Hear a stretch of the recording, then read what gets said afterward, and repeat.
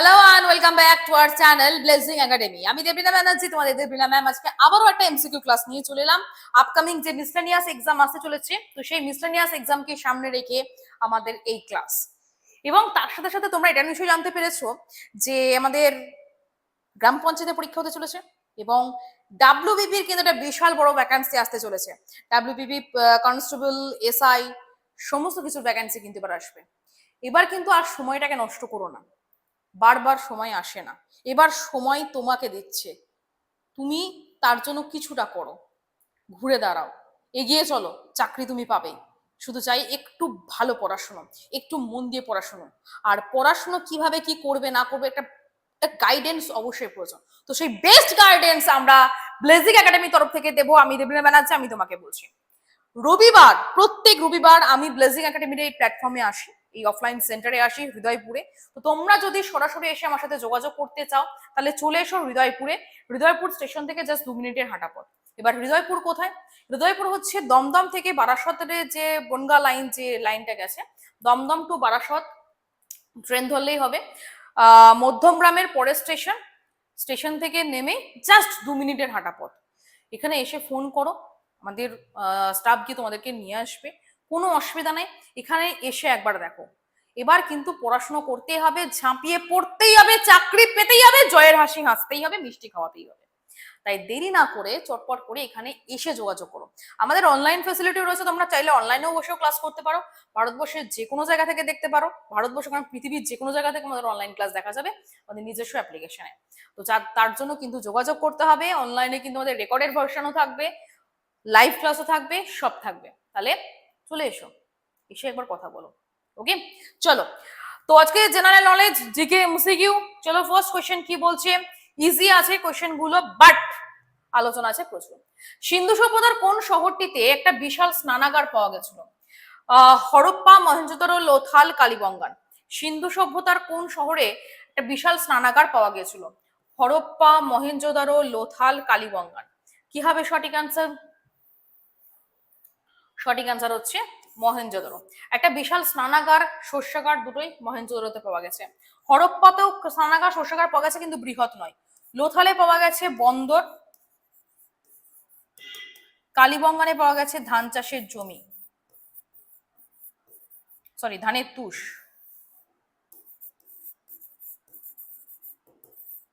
ধানের তুষ পাওয়া গেছে, এছাড়া উটের হাড় পাওয়া গেছে, আর লোথালে পাওয়া গেছে ধান চাষের জমি।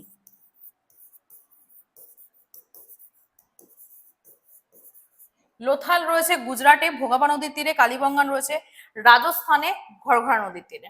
ঠিক আছে, চলো নেক্সট কোয়েশ্চেন চলে যাবো আমরা। নেক্সট কোয়েশ্চেন কি বলছে?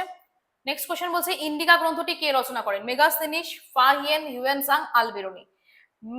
ইন্ডিকা গ্রন্থটি কে রচনা করেন? প্রত্যেকটা ইম্পর্টেন্ট অপশন। ইন্ডিকা হচ্ছে একটা মানে আমাদের মৌর্য যুগের গ্রন্থ এবং পৌর শাসন ব্যবস্থার উল্লেখ সেখানে রয়েছে। ফাহিয়েন রচনা করেছিলেন ফোক ওয়াকিং।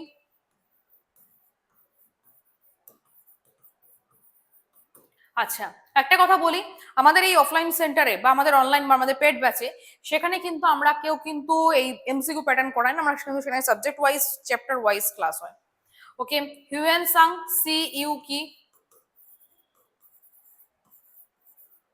আলবেরনি হচ্ছে আলবেরনির বইয়ের নামটা আমি এই মুহূর্তে ভুলে গেছি। তহকি হিন্দ, তহকিক ই হিন্দ। ঠিক আছে, তো ইন্ডিকা রচনা করেছেন মেগাস্থিনিস, মৌর্য যুগে চন্দ্রগুপ্ত মৌর্যের সময় রচিত। ওকে,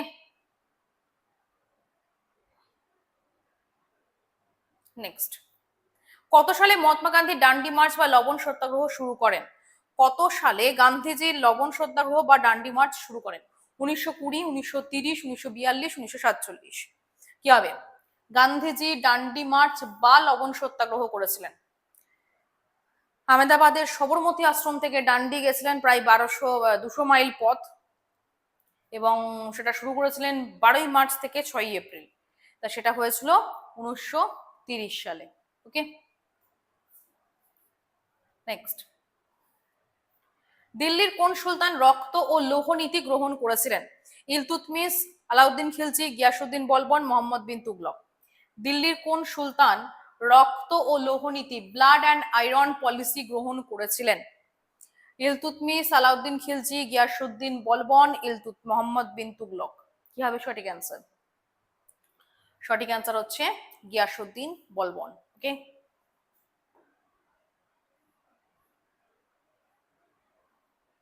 নেক্সট, সিপাহী বিদ্রোহের সময় ভারতের গভর্নর জেনারেল কে ছিলেন? সিপাহী বিদ্রোহ অর্থাৎ 1857 আমরা দেখতে পাচ্ছি। কে ছিলেন? Lord Dalhousie, Lord Canning, Lord Curzon, Lord William Bentinck. সিপাহী বিদ্রোহের সময় ভারতের গভর্নর জেনারেল কে ছিলেন? কি হবে সঠিক অ্যান্সার? সিপাহী বিদ্রোহ যেটা প্রথম হয়েছিল কোথায়? প্রথম হয়েছিল ব্যারাকপুর।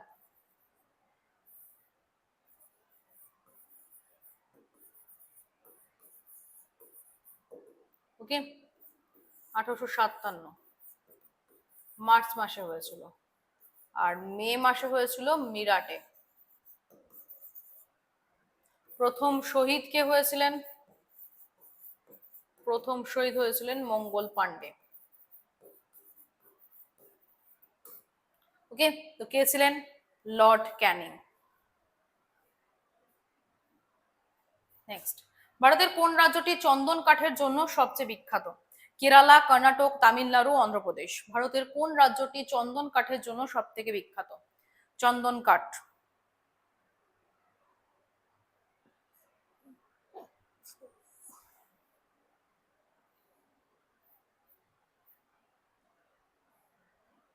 চন্দন কাঠের জন্য বিখ্যাত হচ্ছে কর্ণাটক, সব থেকে বেশি চন্দন কাঠ ওখানে পাওয়া যায়, শ্বেত চন্দন।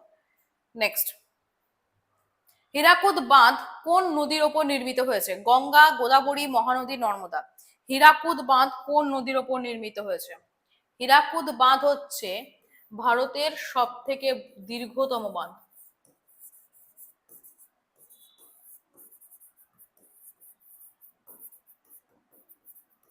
ওকে, কোন রাজ্যে রয়েছে? উড়িষ্যা রাজ্যে। গঙ্গা, গোদাবরী, মহানদী, নর্মদা। সঠিক অ্যান্সার হচ্ছে মহানদী। আর গঙ্গার ওপরে বা মানে সেটা ওখানে আবার ভাগীরথী না, ভাগীরথীর ওপর রয়েছে তেহরি বাঁধ, যেটা উত্তরাখণ্ডে রয়েছে। সেটা হচ্ছে সর্বোচ্চ বাঁধ, মানে সব থেকে উঁচুতে বাঁধ রয়েছে। নেক্সট, বায়ুমণ্ডলের কোন স্তরে সমস্ত আবহাওয়াগত ঘটনা ঘটে, মানে মেঘ, বৃষ্টি এগুলো হয়? Troposphere, stratosphere, mesosphere, thermosphere. কি হবে? ঝড়, বৃষ্টি এগুলো হয়, সেজন্য ক্ষুব্ধ মণ্ডল বলে তাকে। সেটা হচ্ছে ট্রোপোস্ফিয়ার, এটার আর এক নাম হচ্ছে ক্ষুব্ধ মণ্ডল।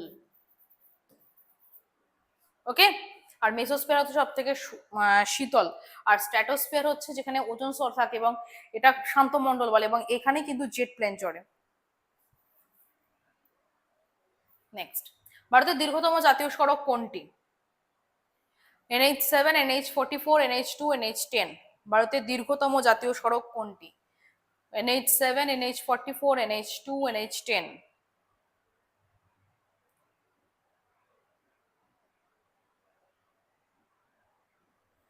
সঠিক অ্যান্সার হচ্ছে NH44। নেক্সট, কোন গ্রহকে সৌরজগতের লাল গ্রহ বলা হয়? শুক্র, মঙ্গল, বৃহস্পতি, শনি। কোন গ্রহকে সৌরজগতের লাল গ্রহ বলা হয়? শুক্র, মঙ্গল, বৃহস্পতি, শনি।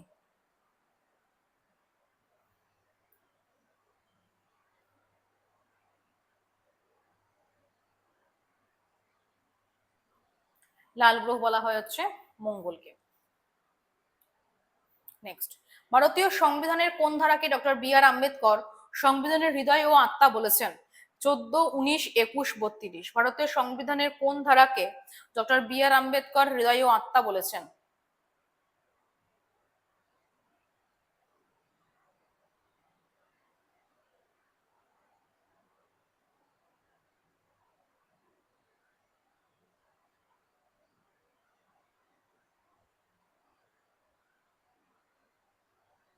সঠিক অ্যান্সার হচ্ছে 32 নম্বর ধারা। নেক্সট, ভারতীয় সংবিধানের মৌলিক কর্তব্য কোন দেশের সংবিধান থেকে নেওয়া হয়েছে? আমেরিকা, সোভিয়েত ইউনিয়ন মানে ইউএসএসআর, রাশিয়া যেটা, আয়ারল্যান্ড, ব্রিটেন। ভারতীয় সংবিধানের মৌলিক কর্তব্য কোন দেশের সংবিধান থেকে নেওয়া হয়েছে? মৌলিক কর্তব্য, ফান্ডামেন্টাল ডিউটিস। ফান্ডামেন্টাল ডিউটিস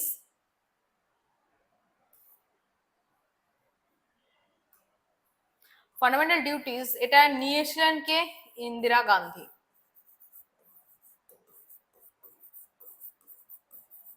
ওকে, কোন কমিটির সুপারিশে? শরণ সিং কমিটির সুপারিশে।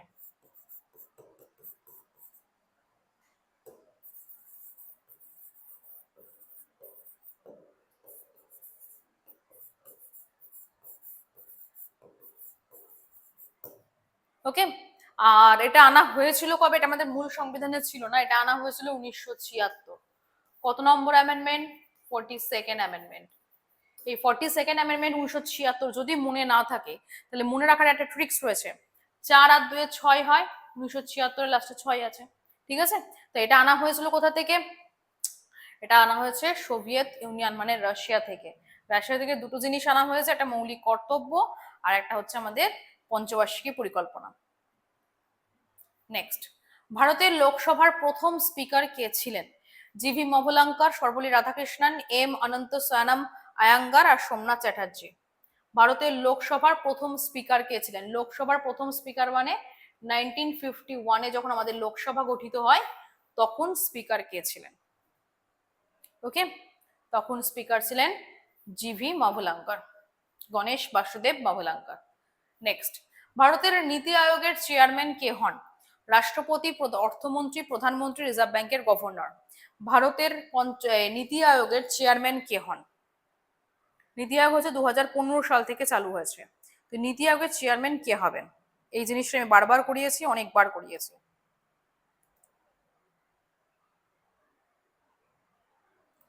কি হবে? নীতি আয়োগের চেয়ারম্যান কে হবেন?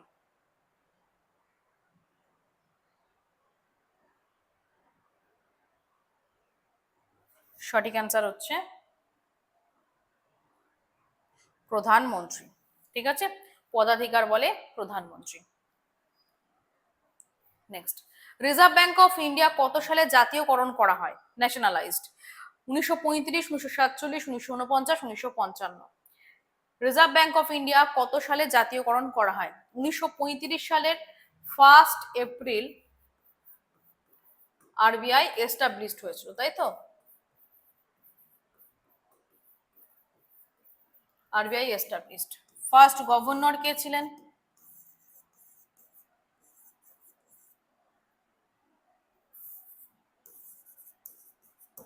ও স্মিথ, ওসবর্ন স্মিথ। ঠিক আছে, ফার্স্ট ইন্ডিয়ান গভর্নর, এবং যখন আমাদের ভারত স্বাধীন হয় তো সেই সময় উনি ছিলেন ইন্ডিয়ান গভর্নর সিডি দেশমুখ।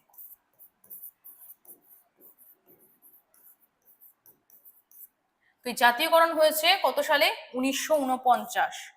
1949 1 জানুয়ারি। এবং এই জাতীয়করণের সময়তেও সিডি দেশমুখই আরবিআই এর গভর্নর ছিলেন। ঠিক আছে, এটাও কিন্তু ঘুরিয়ে দিতে পারে। নেক্সট, মানব দেহের সবচেয়ে বড় গ্রন্থি কোনটি? মানব দেহের সবচেয়ে বড় গ্রন্থি কোনটি? থাইরয়েড, অগ্নাশয়, যকৃৎ, পিটুইটারি। মানব দেহের সবচেয়ে বড় গ্রন্থি কোনটি?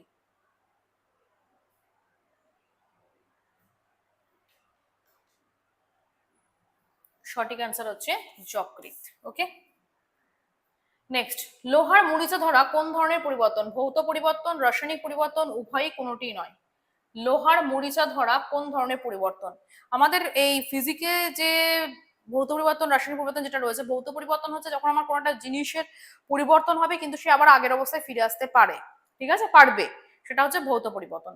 আর রাসায়নিক পরিবর্তন হচ্ছে সে যখন তার পরিবর্তন হবে কিন্তু সে আর তার আগের অবস্থায় ফিরে আসতে পারবে না, সেটা হয়ে যায় রাসায়নিক পরিবর্তন। তা সেটা হচ্ছে লোহার মরিচা হচ্ছে রাসায়নিক পরিবর্তন। ভিটামিন সি এর রাসায়নিক নাম কি? Retinol, ascorbic acid, calciferol, tocopherol. Vitamin C এর রাসায়নিক নাম কি? ভিটামিন সি এর রাসায়নিক নাম কি? Retinol, ascorbic acid, calciferol, tocopherol. সঠিক অ্যান্সার হচ্ছে অ্যাসকর্বিক অ্যাসিড। নেক্সট, গাড়ির হেডলাইটে কোন ধরনের দর্পণ ব্যবহার করা হয়? উত্তল দর্পণ, অবতল দর্পণ, সমতল দর্পণ, সিলিন্ড্রিক্যাল দর্পণ। গাড়ির হেডলাইটে কোন ধরনের দর্পণ ব্যবহার করা হয়? উত্তল, অবতল, সমতল, সিলিন্ড্রিক্যাল। সঠিক অ্যান্সার হচ্ছে অবতল দর্পণ। Okay, next. লাফিং গ্যাসের রাসায়নিক নাম কি? Nitric oxide, nitrous oxide, nitrogen dioxide, nitrogen peroxide. লাফিং গ্যাস, হাস্য গ্যাস, এর রাসায়নিক এর নাম কি? এটা থেকে কিন্তু পিএসসি তে অনেকবার প্রশ্ন আসে, সেটা হচ্ছে nitrous oxide. Next. Thomas cup কোন খেলার সঙ্গে যুক্ত? Football, cricket, badminton, hockey. Thomas cup কোন খেলার সঙ্গে যুক্ত?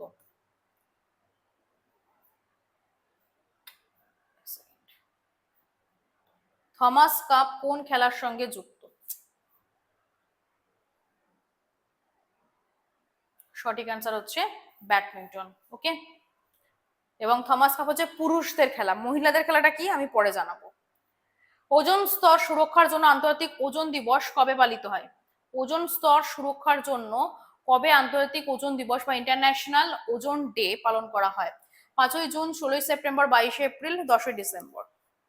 ওজোন ডে কবে পালন করা হয়? সঠিক অ্যান্সার হচ্ছে 16ই সেপ্টেম্বর। নেক্সট। কম্পিউটার বিজ্ঞানে ইউআরএল এর পূর্ণ রূপ কি? Uniform resource locator, unique resource locator, universal resource link, uniform radio link. URL এর পূর্ণ রূপ কি? কি হবে? Uniform resource locator. নেক্সট। ভারতের কোন রাজ্যে প্রথম ডিজিটাল ব্যাংকিং রাজ্য হিসেবে ঘোষিত হয়েছে? গোয়া, মহারাষ্ট্র, কেরালা, গুজরাট। ভারতের কোন রাজ্যে প্রথম ডিজিটাল ব্যাংকিং রাজ্য হিসেবে ঘোষিত হয়েছে? ডিজিটাল ব্যাংকিং রাজ্য হিসেবে ঘোষিত হয়েছে কেরালা। কেরালা এমনিতে ডিজিটাল লিটারেসিতেও কেরালা, ডিজিটাল রাজ্য হিসেবেও কেরালা। এই ডিজিটাল ব্যাংকিং। উবের কাপ কোন খেলার সাথে সম্পর্কিত? এটি কাদের জন্য আয়োজিত হয়? পুরুষদের ব্যাডমিন্টন, মহিলাদের ব্যাডমিন্টন, পুরুষদের টেবিল টেনিস, মহিলাদের ফুটবল। কি হবে উবের কাপ? আমি একটু আগেই বলে দিলাম, এটা হিন্টস তোমরা পেয়েও গেছো, আমি আগেই পরে বলবো, সেটা হচ্ছে এটা হচ্ছে মহিলাদের ব্যাডমিন্টন। উবের হচ্ছে মহিলা, ওমেন, আর থমাস হচ্ছে মেন্স। ঠিক আছে, এই দুটো কিন্তু মনে রাখবে, এগুলো কিন্তু পরীক্ষায় আসে। ঠিক আছে, বিশেষ করে মিসলেনিয়াসের পরীক্ষা, ক্লাসিক পরীক্ষায়, স্ট্যাটিক জিকে থেকে প্রশ্ন আসে। তো ভালো করে পড়াশোনা করতে হবে, কোন পরীক্ষায় কি প্রশ্ন আসে না আসে সবটাই আমি বলে দেব এখানে। সবটাই আমাদের বলে দেওয়া হয় কোনটার জন্য কোথায় ইম্পর্টেন্ট, এবং প্রিভিয়াস ইয়ারে কি কি এক্সাম, প্রিভিয়াস ইয়ারে কি কি প্রশ্ন এসেছে সব বলে দেওয়া হবে। আসতে হবে, চলে এসো। রবিবার দিন আমি এখানেই থাকি, এই সেন্টারে থাকি, 10টা থেকে 4টে অবধি আমি এখানে থাকি। এসেও দেখা করো, কথা বলো, আলোচনা হোক, দেখা হোক, তাই তো। আজকে এখানে শেষ করি। ভালো থেকো, সুস্থ থেকো, সাবধানে থেকো, টাটা।